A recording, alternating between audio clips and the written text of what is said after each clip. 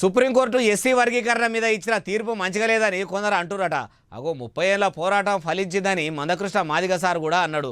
అసోటిది పెద్ద court SC ST వర్గీకరణ మీద ఇచ్చిన తీర్పు నచ్చకపోవుడు ఏంది? ఇప్పుడు ఈ ముచ్చట ఎవరన్నారు, ఏం కథ అంటారా? ఈనుండ్రి మీరే. ఈ తీర్పును కొంతమంది వ్యతిరేకిస్తూ కూడా మాట్లాడుతున్నారు. నేను ఆ మిత్రులందరినీ కూడా కోరుతున్నాను, ఆ సభ్యులందరినీ కూడా కోరుతున్నాను, దయచేసి ఆలోచించండి. 7 జడ్జెస్ తో కూడిన రాజ్యాంగ ధర్మాసనం ఇచ్చిన తీర్పు దీన్ని మనం గౌరవించవలసిన అవసరం లేదు.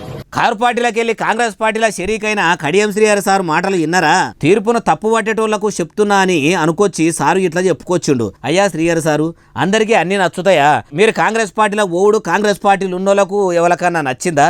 బీఆర్ఎస్ పార్టీలు ఉన్నోళ్లకు కూడా మీరు షై పార్టీలకు సొచ్చుడు సుతారం నచ్చకపోయే. అయినా అందరికీ నచ్చి కొందరికి నచ్చకపోవడు ఏందో ఏం కథనం అంటారు ఈ ముచ్చటిన్నోళ్ళు.